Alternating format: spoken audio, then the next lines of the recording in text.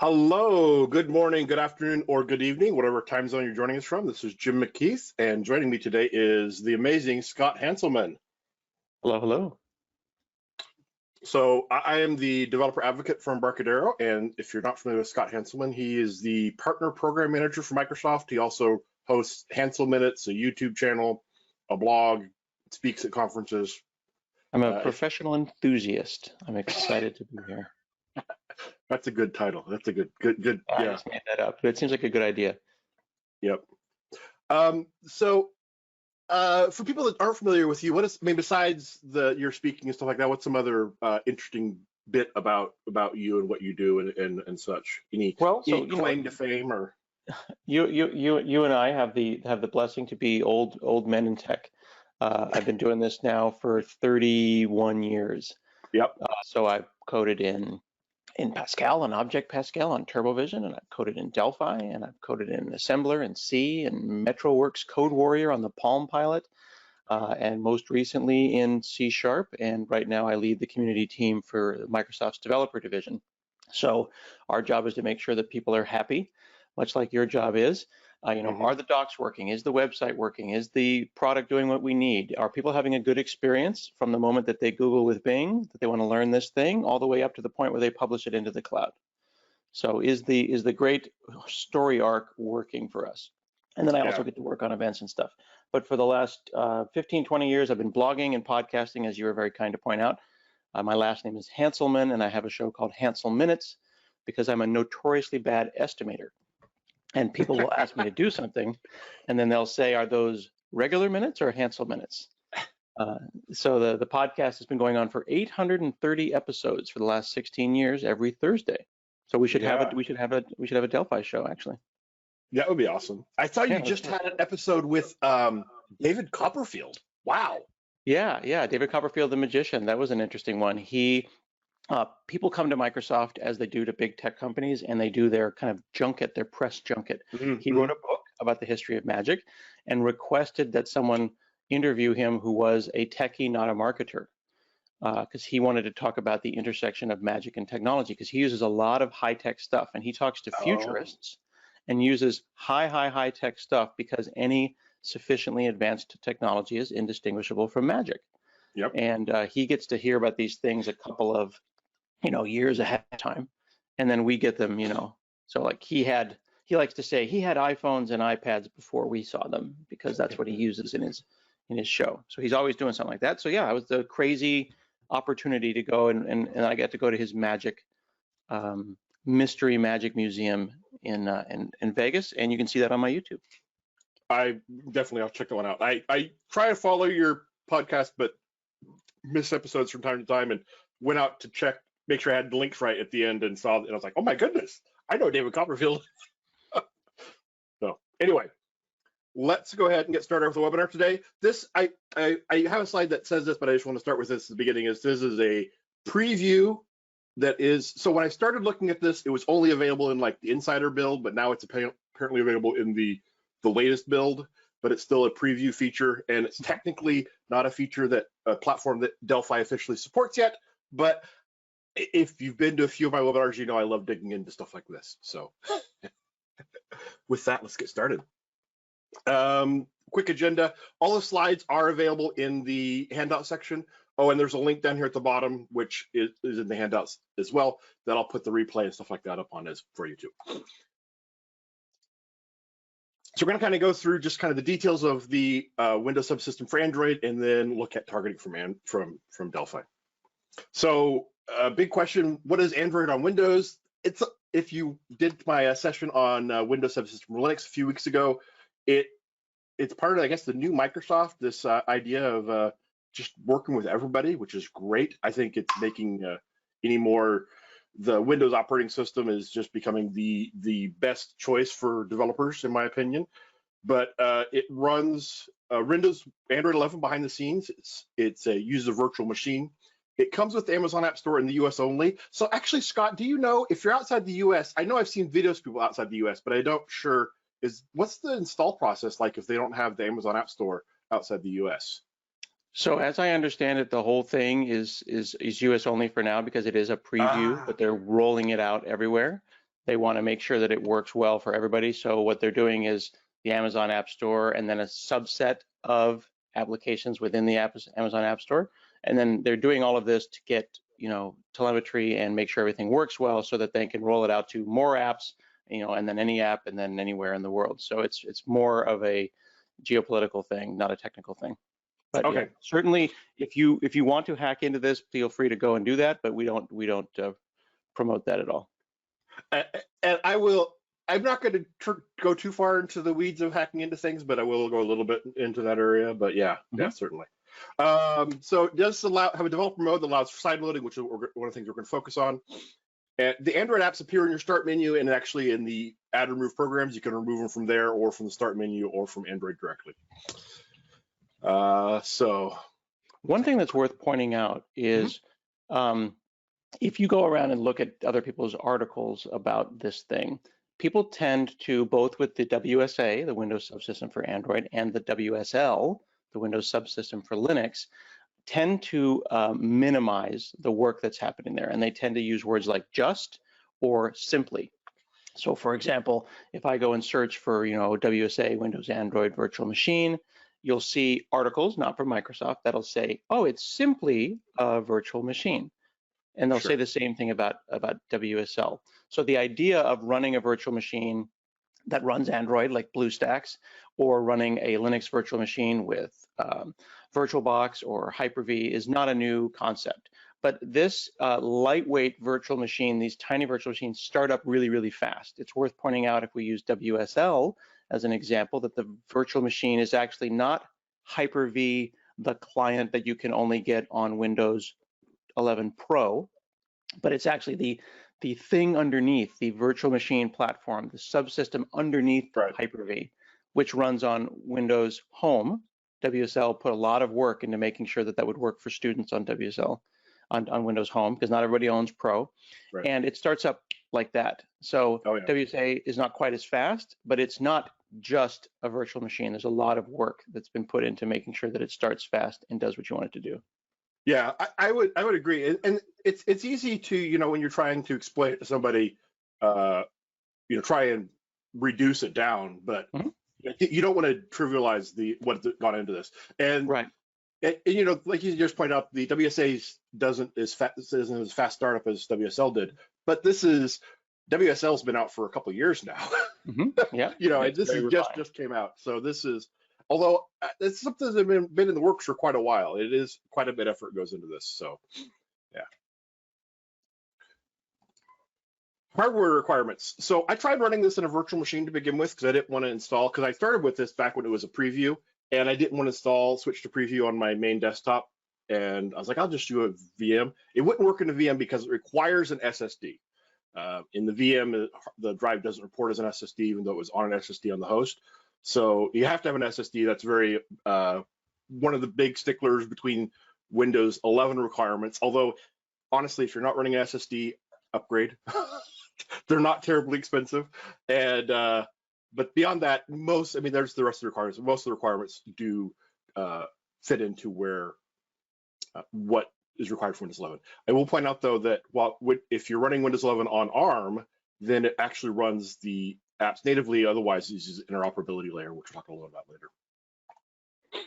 Installation, as I mentioned before, you just go into the Microsoft Store, install the Amazon App Store or any Android application from the Microsoft Store, and it will install it the first time you do that.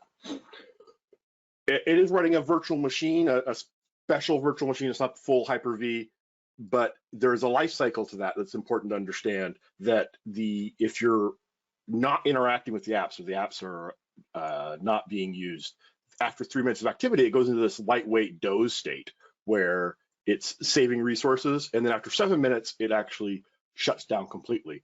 Now, on Android, apps are already doing that on Android OS. They already understand this life cycle and are able to suspend themselves and stuff like that, so that when you're switching, it used to be people always thought if you go to the task switcher, any apps you see there are still running. No. Some of them are, but a lot of them have gone to sleep, and they just come back really quickly. And it's the same sort of thing here. I thought it was interesting, though, that it will wake up based on user interaction or notifications. That's a good thing. If a notification comes in, it does wake it back up. Yeah, that is a little bit of a surprising thing that you'll be, if you have applications that you are running that are running in the background, and you could be sitting around doing your Windows thing, checking your mail, and you'll get a notification from the Android subsystem that is then translated into a Windows 11 notification. Because it's woken up, sent the notification, and bubbled it all the way from that up into the host. And that can be a little bit confusing to folks. So the advice that I give people is to try to shut off your notifications unless you really want your Android apps to notify you. Because I made the mistake of installing a game, allowing it to have notifications, and it bothers me a lot. So you do have to manage those things. And if you don't want any notifications at the host level, you can block them at the Windows level, and then they'll just be sending to you. So at the Windows level, you can block all WSA notifications, or within WSA, you can turn individual ones on and off.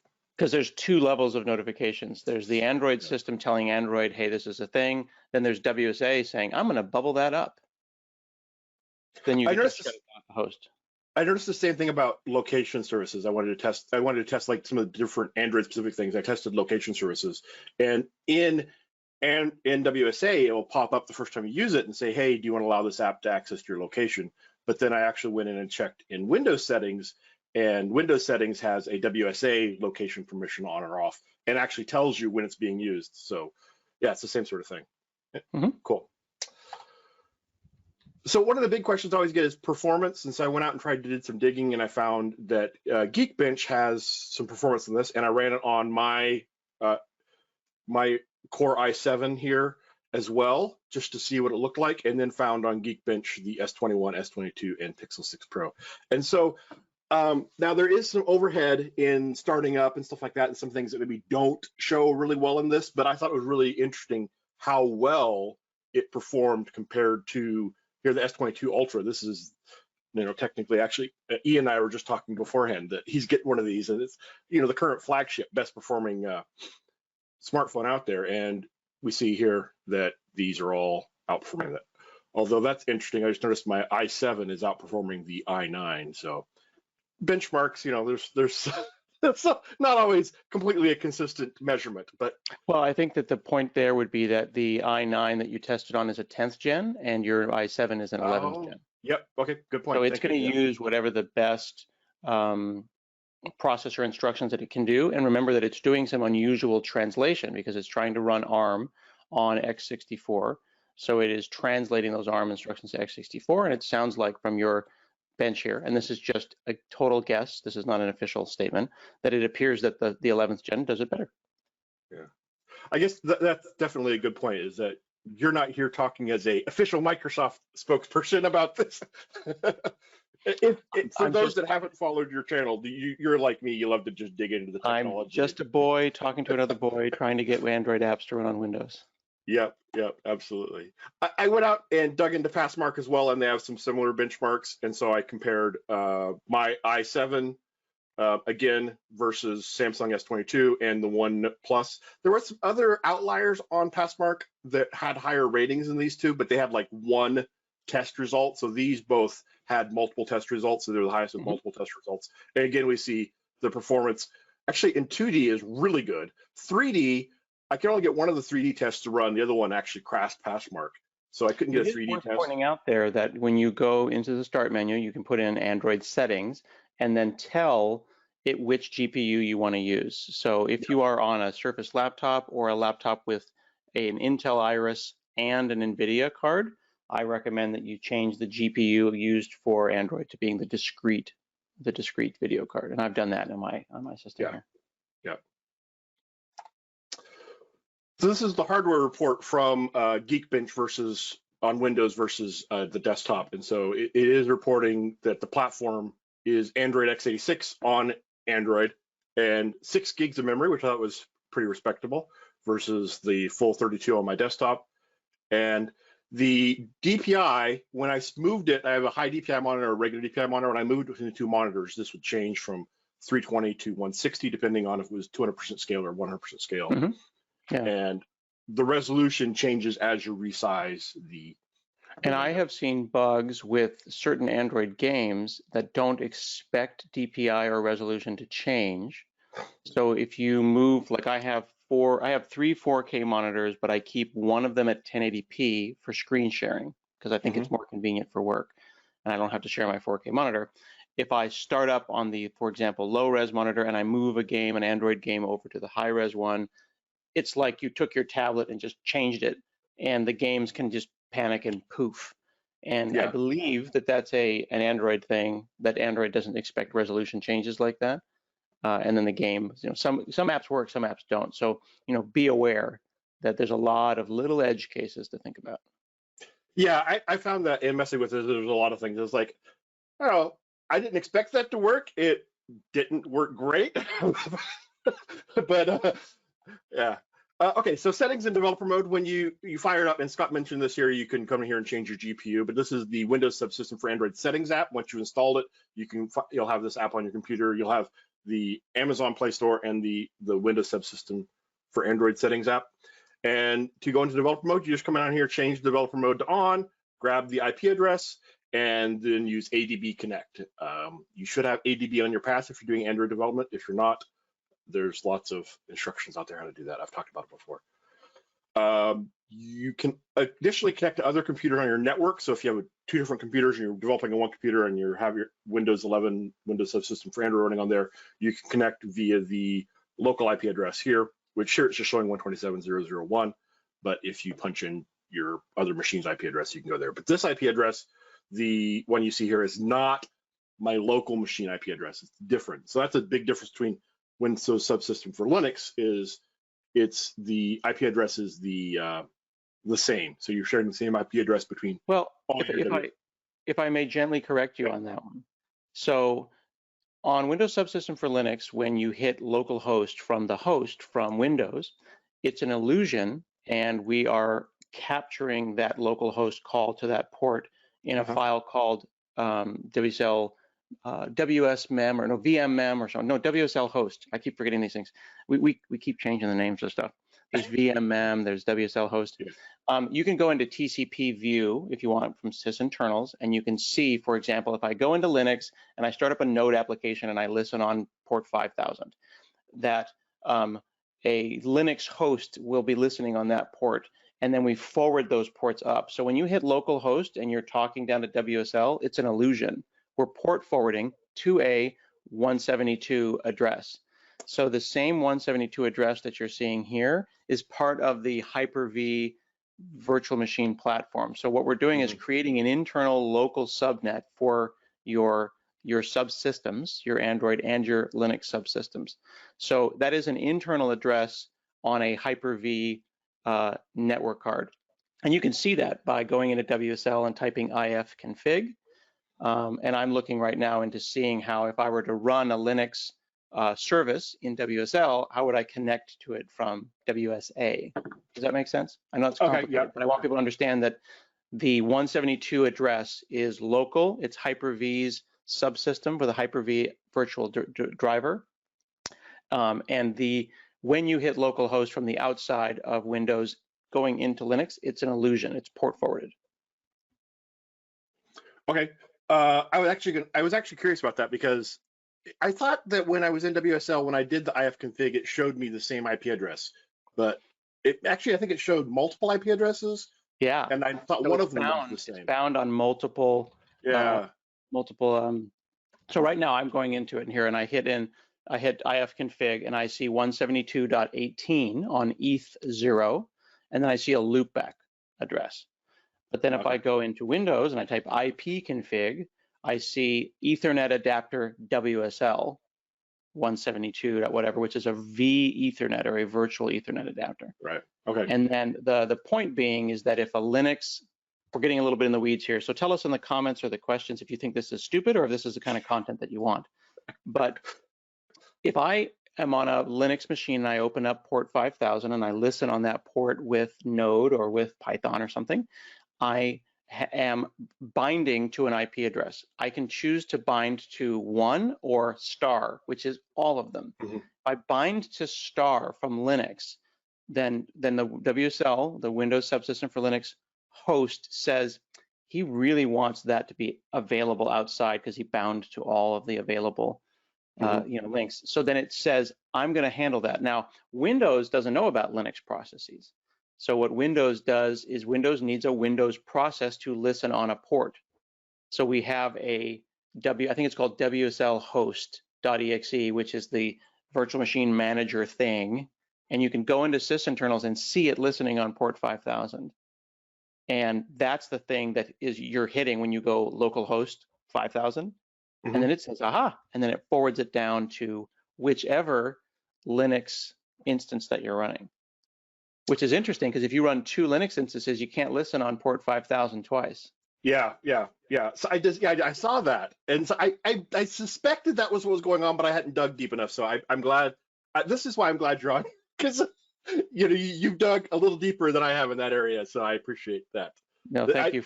I don't know if everybody else is likes this content, but this is what I love. Well, I think the example here, and if I may, Jim, for our friends that are listening, the reason that we tell you these kind of things is that you're going to go and you're going to drive your car, and it's an automatic shift car, and it's going to work great. And then one day it's not going to shift right. And then you're going to need to drive stick shift and manual shift. And that can be challenging. So it's nice to drive stick shift once and then go, okay, I know how stick shift works. So most of you will never worry about any of these things. You're going to hit developer mode, you're going to hit ADB Connect, and you're going to have a great old time. Okay. But when it doesn't work, it's nice to be able to pop the hood and figure out what's going on underneath. But it's not required to do this kind of stuff. Yeah, exactly. It's the law of leaky abstractions, right? Is that we work at this high level abstraction when we're programming or using computers, but every now and then you need to know exactly what's going on down behind the scenes. Understand the difference between virtual memory and physical memory and so on and so forth. So lovely. A couple of questions, actually. Someone says, could you give examples of usefulness? Olivier is. Yeah, actually, I was, yep. Well, so your point, Jim, earlier was that Microsoft has kind of changed its philosophy. And in the past, it was use our stuff. That was our strategy as a company. And now our strategy is any developer on any language, on any platform, right? So you can run Linux, you can run Windows, you can run Android. So we want any app to run great. And then our cloud strategy is any for loop is welcome, right? We don't care what language you write your for loop in, just, we sell compute. So we want things to work well anywhere. So from a developer's perspective, I know that we share the same philosophy that you have, which is somebody presses play or F5 and launches their app, it should work and be awesome. So wouldn't it be great if you can write an app and push F5 and it works and it's awesome in Android on Windows, and I don't need to go, if I don't want to, and tether my Android device to do my development. Yeah, exactly. It gives you, it's the same thing with, there's a few things. I think from a developer point of view, being able to test it, in a virtual machine or in Android or WSA on Windows without having to attach it. But also, like, for example, I use like some of the key generation 2-factor authentication apps, stuff like that. There's a number of things that exist really well in the Android ecosystem that don't exist so well on the desktop, or maybe better. One of the examples I heard, Instagram. If you're into Instagram on Windows, there's an Instagram app, but it's not as good as the mobile app. So that's an interesting discussion there for a second. So the Instagram app on Windows is a packaged PWA. It's a progressive web app. So you're looking at a version of the Instagram website with a little JavaScript for spice. And while the Instagram app or the TikTok app is another great example on Android, is a native Android app running natively on Windows, which is really cool. Yeah, so it gives you some more flexibility, and is from a developer point of view, though, gives you the ability to test without having to attach it. Yeah, and then down here in the questions, we had Mike Kramer say it sounds like a network and switch on software. That is exactly correct. It is a software-based networking switch. I'm not sure who answered that for us. Ian is on helping out answer questions. I'm not sure if Ian's telling a joke or not, but to Mike Kramer, it is in fact a network switch. That's exactly what it is. It is software-based networking. This is not referring to bait and switch, but yes, it is in fact. I think Ian may have thought that was a snarky comment from Mike, and that's in fact a genuine question. We're using software-based networking with Hyper-V switches and virtual adapters. So that is correct. So there's a question here also, is the Android app lifecycle events extended to the Windows window? Yeah. So like if the Android app isn't being used for a while and goes to sleep, it still behaves. The Android app thinks it's running on Android because it is, and it's going to Right. have that same life cycle events within Android or within WSA on Windows as well. Yeah, that brings up an interesting point. So WSL and WSA are both complete illusions. They are intending to make applications truly believe that they are on Linux, because they really are. It's a real Linux kernel. And the Android apps are really running on Android. Then the host lights it up on Windows with things like notifications and DPI changes and stuff like that. So the idea is that in a perfect world, your Linux apps, whether they be GUI apps or not, will be great on Windows, and your Android apps will also be fantastic on Windows. But we don't want them to know that they're in there. So they live in the matrix, but we want it to be a better matrix than the one in the movies. It's not being harvested for energy. No, this is not a sad matrix. This is an awesome matrix. Great questions coming in here in the chat. Very engaged audience, and I'm glad that they're here.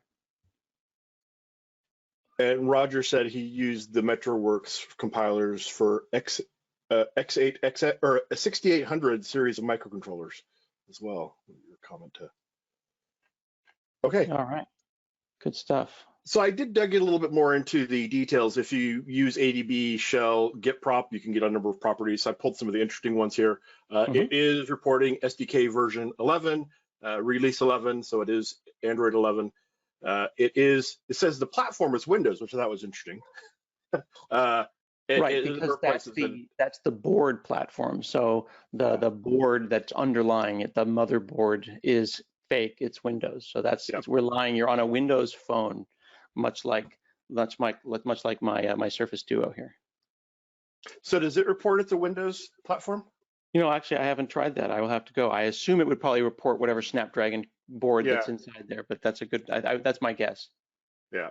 We're emulating a board here, so that's why. Yeah, exactly. It does report the CPU as x86-64 because that's my host architecture. But then abilities, it says it can support ARM as well. And then it has, you can pull up and see the VM native bridge is libhoudini. So, and the manufacturer is Microsoft. So there's, I thought it was interesting. So you may be asking, who is Houdini? So besides being the perfect name for a magic owl, it's a native bridge technology developed by Intel. Back when Intel was selling their Atom processors for Android devices, they used Houdini to allow native Android apps, native ARM apps to run on x86 Android. In the Linux kernel, there's a binary format miscellaneous binary format program that passes ARM to Houdini. So I dug in there. I was going to try and get like some version information. There's not a lot of details on the web about Houdini, unfortunately. I found a few blog posts that were very high level, like, oh, Houdini is great because it lets us do this and da da da da da.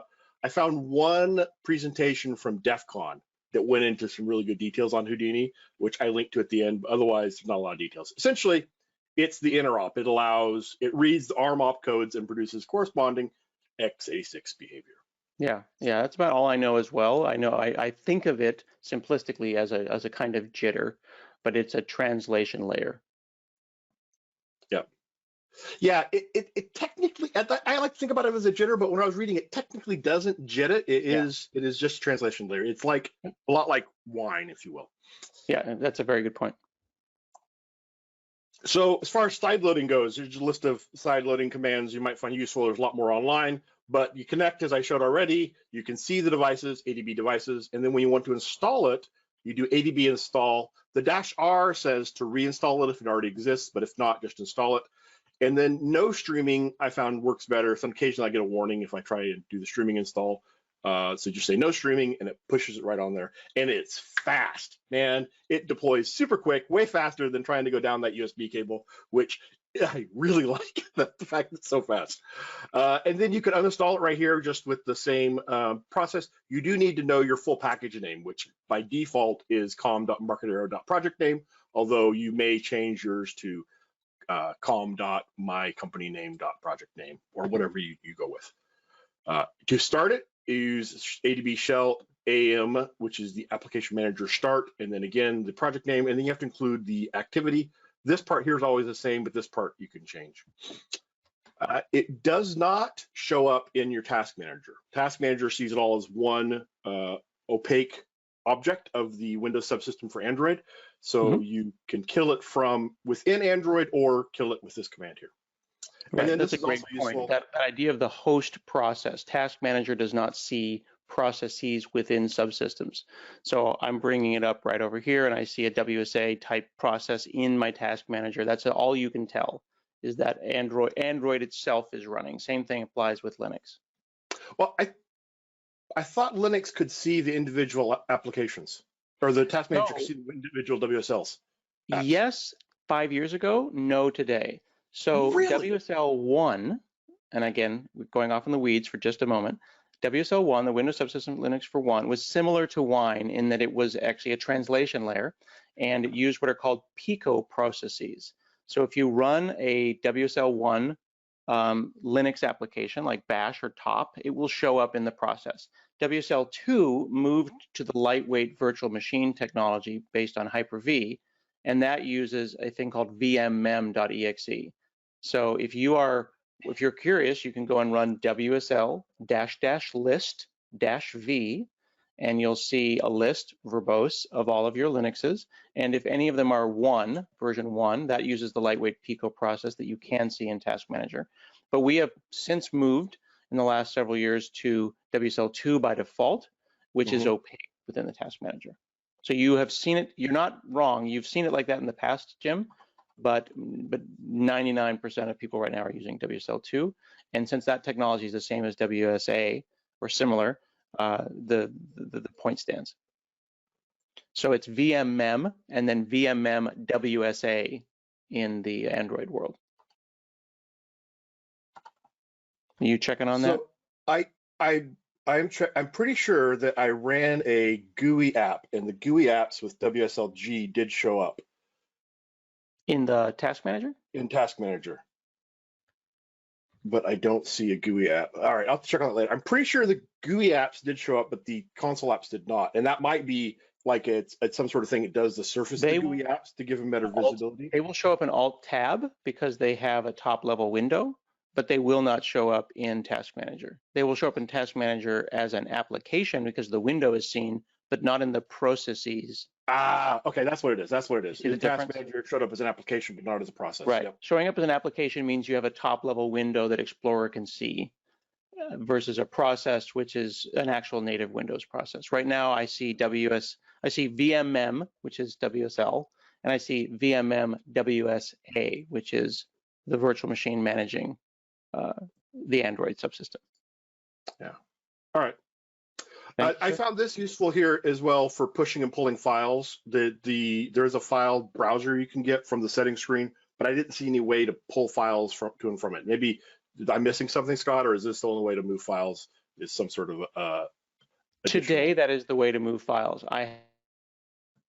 Will come up with some kind of a file manager, and as I understand it, because this is truly Android, if there's some utilities that you want to plug in that speak over ADB, there are, Android File Explorer type apps that could allow you to do that because it really is an Android device. It's just one you can't touch. So we don't have a way to do that, but there's no reason that you can't use other tools to do that. Yep.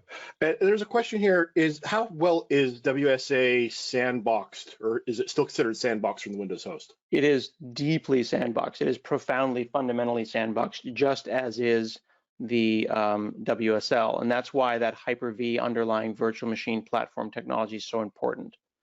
Yeah, this is running. This requires virtualization extensions. You need to turn on VT extensions in your BIOS if you haven't already. Requires newer processors. And it runs fully within a Hyper-V enabled virtual machine platform. So it is as sandboxed as is Linux. So WSL though you can browse to your Windows folders from within WSL. So technically a rogue app in there could ruin your day. Yes and no. So really? WSL doesn't run as administrator. So it can't do anything any more than anyone else. So even when you're running as root, on WSL, you are only root within the subsystem. Yeah. So it can do no more than any other application that could ruin your day. And Yeah. WSL is accessing your Windows file system through a mount point /mount/c or /mount/ whatever. And that's no different than any app that you ran from Windows. So Right. yeah, Windows Sandbox gives you that ability to say, I know that anything I put in here is not going to get out. Right. But the Windows Sandbox uses the same underlying virtual machine technology. Yes. So the Windows Sandbox app runs in the Hyper-V Sandbox. The WSL and WSA subsystems run in the Hyper-V Sandbox, so they all share the same safety mechanisms. Yeah. Okay. Does that answer our questions? I think so. I'm happy to. I can do this all day. Yeah, me too. I do want to try and get. There's more content that I can probably get through, but I do want to at least touch on most of the stuff here. There is a question though I think that would be useful, and I think you touched on this. Is can we get access from outside to an open port in? I know with WSL you can. From WSA, can you access a port in WSA from outside of WSA? So outside is relative. How far outside, right? Right. I believe that you can from sideways, which would be on your computer talking to Android, but outside into the world, like share a port into the open internet, no. What I've been trying is using Tailscale or WireGuard. Tailscale is a third-party mesh VPN software. So for example, when I run multiple WSL instances with multiple processes, pardon me, and I want to connect to it with my iPhone or my Android phone, I'd have to get them on the same subnet. And that means more than just on the same Wi-Fi. So the best way to do that is to flatten the network with a third-party VPN tool like Tailscale. Okay. You could, if you had your router had, for example, port forwarding or DMZ, so you can do what are called a DMZ. Yeah. Yep. But the problem is that you're already behind you're behind a NAT already, a network address translation layer. Oh yeah, so that's true. You have to remember, with all due respect, that WSA and WSL are running on a machine inside a machine. So you have to port forward multiple times if you wanted to do that. You'd have to port forward out of it and then out again. The amount of effort required to do that is inordinate, and you'd have to do it every time the system's set up again. Yeah. Right? Every time it restarted, you'd have to redo that because you're going to get different ports and different. So the best way to do that securely is with a mesh-based VPN network. This is my opinion, and I have found it to be an accurate one. No, that makes sense. That makes sense. I didn't think about that. You're right. Yep. Glenn just commented, he goes, the best thing about listening to Jim and Scott is you never get tired of listening to them. Well, that's a very kind compliment. We're trying to make technology and these technologies as inclusive and understandable as possible without people realizing that you don't need to know all these little pieces of trivia. But in this context, Jim and I are two fellas sitting in front of a car that somebody built from a kit, and we've popped open the hood and we're poking at stuff. I'm like, what's that tube do? That looks cool. What if I unplug that? That doesn't work like this. We could just drive the car and enjoy the day. But we are wired to sit in the parking lot and poke at the tires. Yeah, my son just got a job at a tech company, and he never really had like a real. He had, we talked about it a lot, but he never really was really interested in that. And during the interview process, they asked him all these questions, and he's like, "Oh yeah, my dad told me a little about this. My dad told me a little bit that." And they're like, "Well, you have not a lot of depth. You got a lot of breadth of knowledge here." And he was explaining to me how, just because I would randomly explain how SSL encryption works to him or something, and he would, not catch all of it, but he caught enough to know that. we call that in technology being a T-shaped developer, right? You've got a lot of breadth this way, and then you pick one thing and then you go deep, and that's the bottom part of the T. I call it being a Swiss Army knife, which is a lousy pair of scissors and a mediocre wine cork and a tiny knife. But I can do a lot with this thing. It's not amazing. Can't chop down a tree, but I can get the job done. Yeah. Okay, so targeting from the Delphi Rad Studio ID. So again, this is not officially a supported platform from Delphi yet.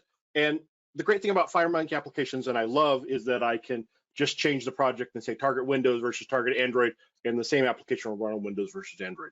So as of today, if I try and target from the IDE actually reports that it's not a supported, doesn't support the target architecture, which I believe it's looking at the architecture and saying, oh, it's an x86 CPU, and not looking at that it's an x86 CPU because support ARM. So I will put a bug report in on that, but that's not going to stop us. You can sideload it and it works fine. So I will show an example of that. To sideload it, you want to compile for Android 64. If on the Android 32 apps don't run, just compile it for Android 64 and then sideload it. And I'll show you how to make your app resize properly. And I think I have a pre-recorded demo. Okay, so here's for resizing it. You want to go into the Android manifest template and resize activity set to false by default. Just change that to true and it'll resize. If you don't do that, then it maintains the same aspect ratio when you resize the window. That's like that. I think I was pointing out before, I didn't quite understand why it would get confused. Some Android applications don't do well. That was the thing I was missing right there. So thank you for that. Yep. Oh yeah. Yep. That would. Yep. Exactly. That would do it.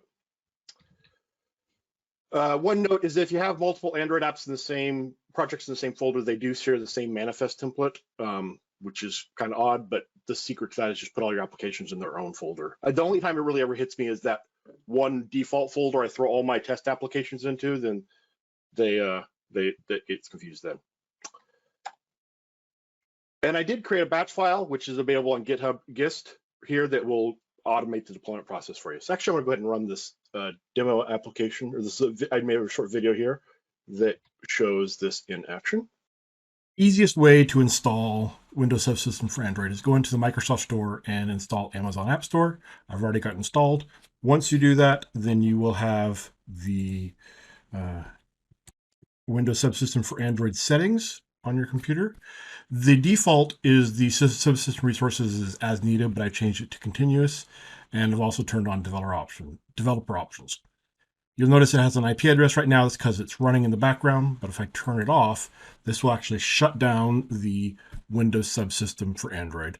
And if I hit refresh, there's no IP address, but now you can see what it looks like when it's booting it back up. So I'm going to click Manage Developer Settings, and this is going to launch the Settings app in Android in the Windows Subsystem for Android. And so you see this is the first time. It takes a few seconds for it to launch. So there we go, it's running now. So if I close this and hit refresh IP address, you'll see I have an IP address now. So I'm going to copy that and go into terminal, clear that out. And I have ADB on my path. So see there's no devices. Actually, it's going to start ADB and there's no devices. ADB connect. There we go, we're connected now, ADB devices. And we see it sees the device, and I come into Rad Studio and hit refresh, and it sees Windows Subsystem for Android. It, however, is not going to deploy to it because it detects it as an x86 and thinks it's not supporting ARM. So I'm going to go ahead and build it. So this is building the .so, the shared object. And then we come in here and say project deploy. And that bundles the .so into the APK. Now, normally when you run it, it does all this automatically. And I'm going to use this little batch file I wrote to deploy it manually. And so this just goes into the folder and deploys the APK and runs it. And there it is right there, it's running. Now, I'll show you what happens since I didn't tweak it and tell it to make resizable. When I resize it, you see it does this where it maintains the original aspect ratio. And that's just because it doesn't have that flag set in the manifest. So I'm going to go ahead and change that in the manifest right here. Save it and then build. And while that's building, I will show you the batch file that I have here. It just goes and looks for the APK. Let's go ahead and tell it to deploy project. And then runs ADB install and ADB shell start.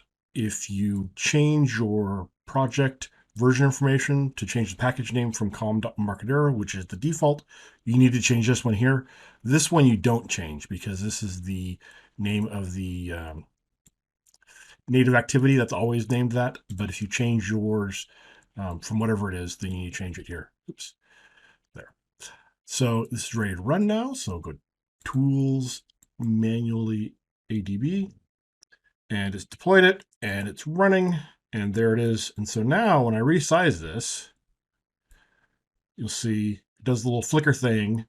Like, I didn't show you that in the, when I go in here to manage developer settings, it does the same thing here when I resize it. It does the little flicker resize thing.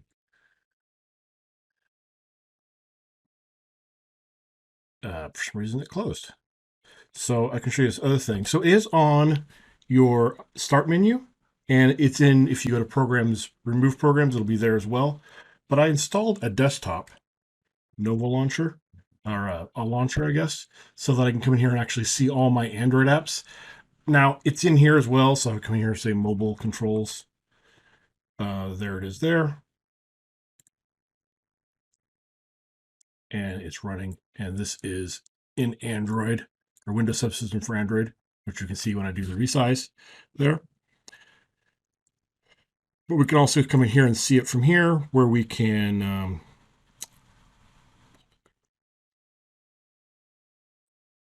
right click on it and go to App Info. If I wanted to uninstall it or force stop it or whatever, I can do it from here as well. That's weird. Why is that closing when I do that? Oh, it's probably like going to sleep and not waking up properly. Interesting. Okay, so that's potentially a bug. Like, technically, this is not a supported platform. This is a pretty new technology here, but if you're like me, I always like to dig into things and figure them out. So, there was a question about whether or not an app installed from the Amazon store will update in the background, and Yes. You mentioned that had happened to you. Yeah, I have seen them updating in the background. So I'm not clear when they update, but I have been sitting around and gotten a notification that apps have updated before.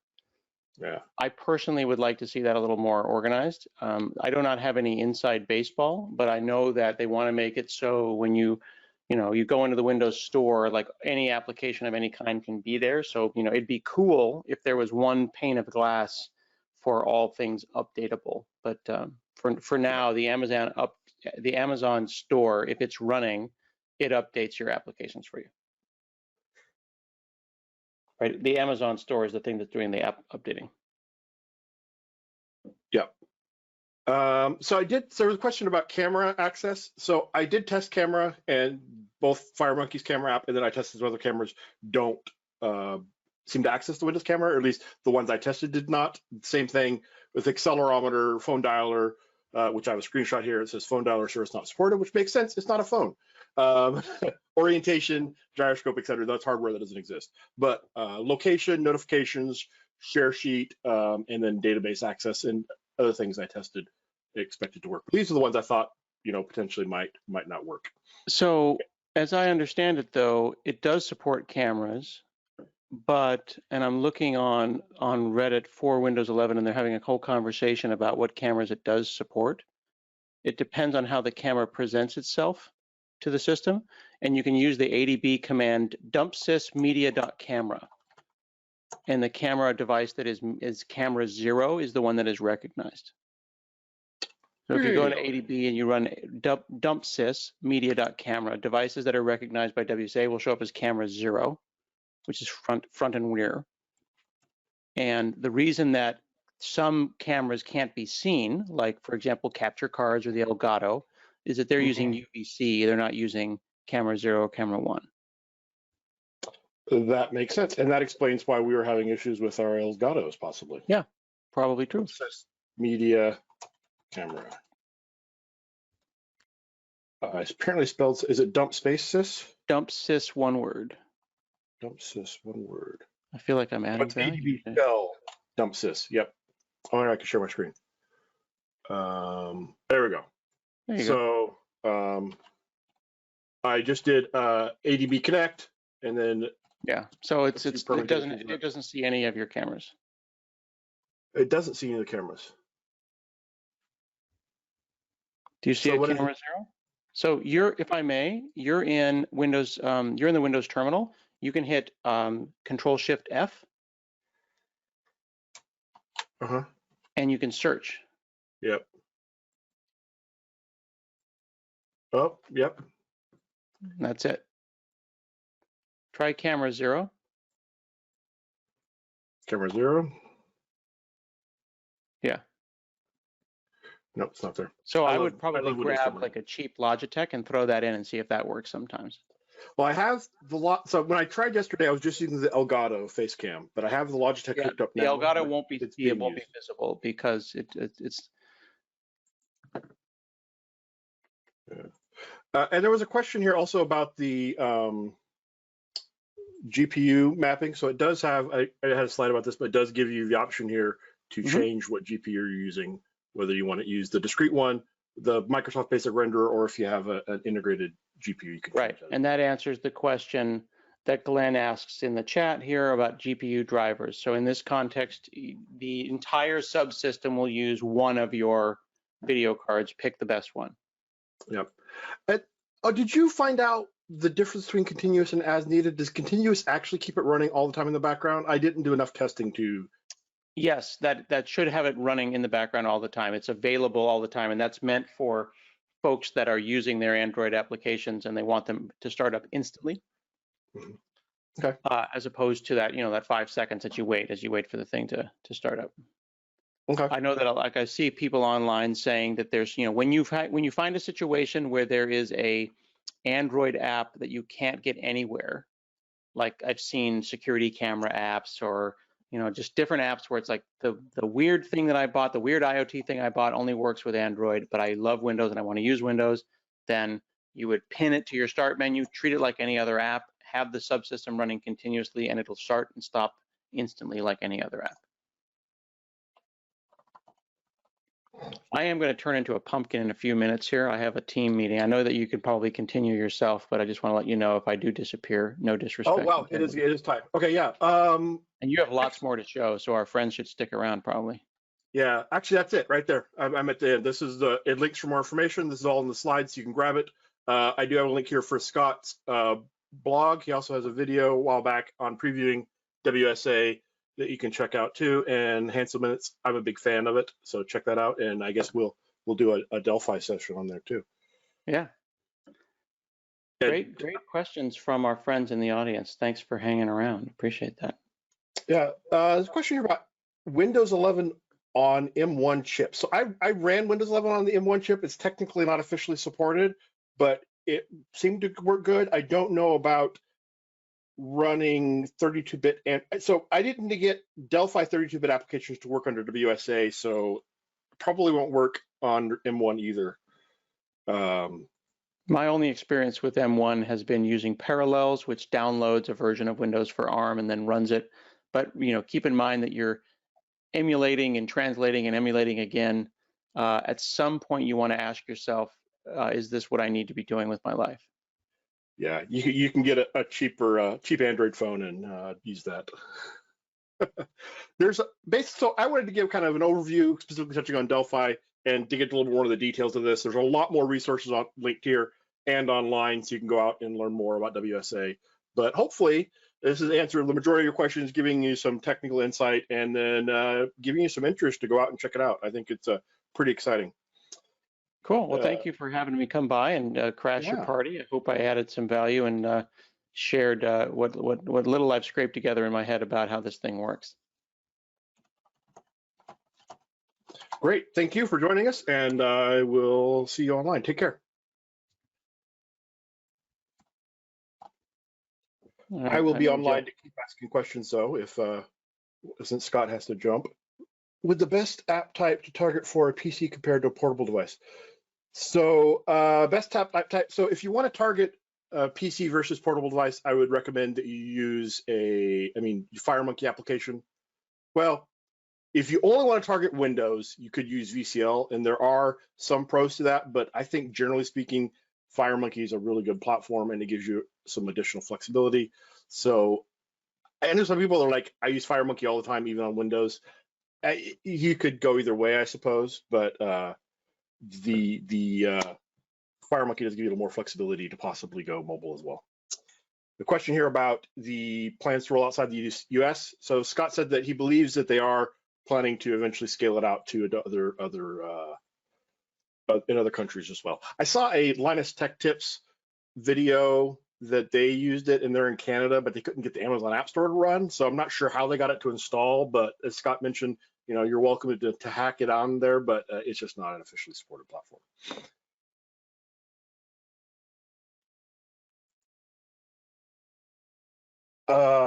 Glad everybody's enjoyed it. A lot of good feedback here. That's great. I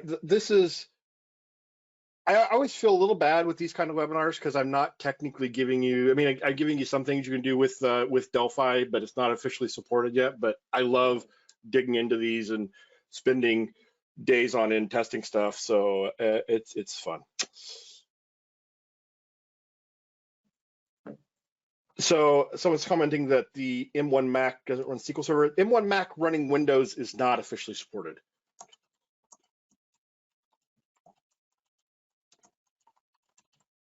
So not surprised. You're probably going to run into issues. Oh, let's see. Richard says, funny story. I thought I followed Scott Hanselman on Twitter. Turns out he's omnipresent in my feed because so many of my friends follow him. Yeah. Scott's great. I'm just scrolling back through the questions here. I think we covered, so Ian is in the background helping answer questions as well. Thank you, Ian, for that. Appreciated. Helps me not have to be typing all the time. So question here about port forwarding. That was Tailscale, which I'm not familiar with, but that was what Scott suggested for that.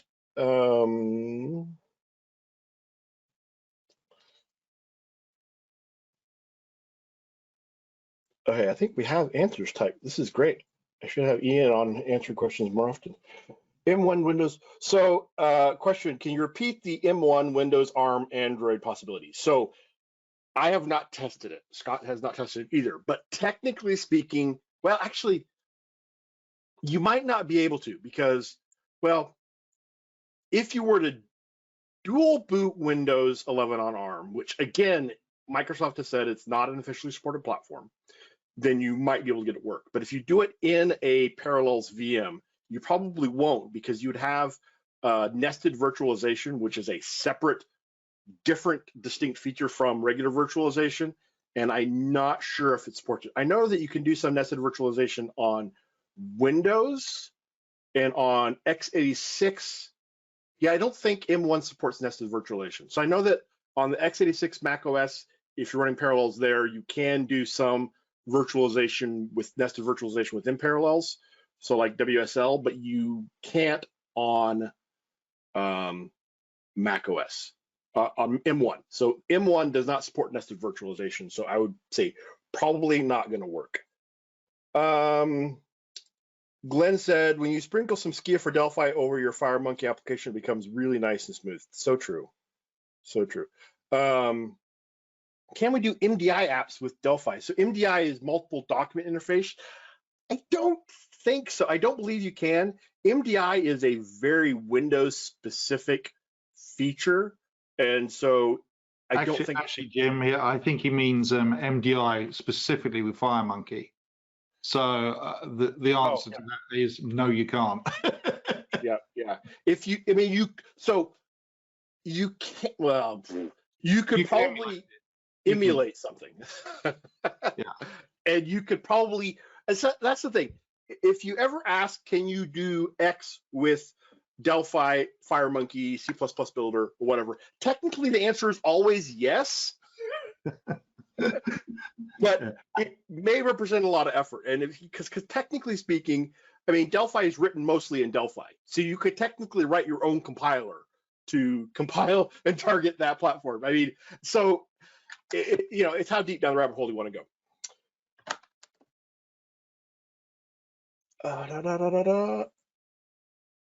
Awesome. So we will have the slides. The slides are in the handout section. I will get them posted upon the website. Brian will go through, and he does a great job of taking the content out of the slides and putting it in the web page, in the blog post as well. So that makes it a lot more accessible, but the slides will go up there too. And then I will do some editing on the replay and get it posted here in the next day or two as well. So thank you so much to everybody for being here. Glad Scott could join us as well. And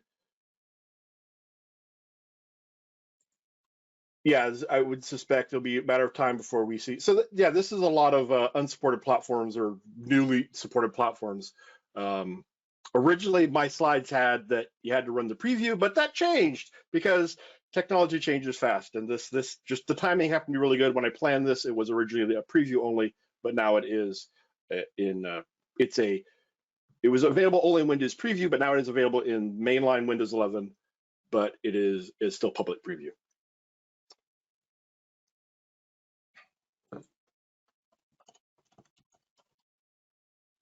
Great. All right. Thanks, everybody. And we will see you online. Be sure check out events, Embarcadero.com events page. We have a lot of great, exciting webinars coming up that you won't want to miss out on. So check there. And like I said, the blogs will have the replay and stuff there too. Bye, everybody. Oh, I have a slide that has, I don't think I have the events page on here. Blogs, I don't have the events page. Subscribe to our YouTube channel. I want to make sure you know about these things, but I don't push on that. I figure if you want to follow us on YouTube, you will, but make sure you do know that's an option. All right, take care.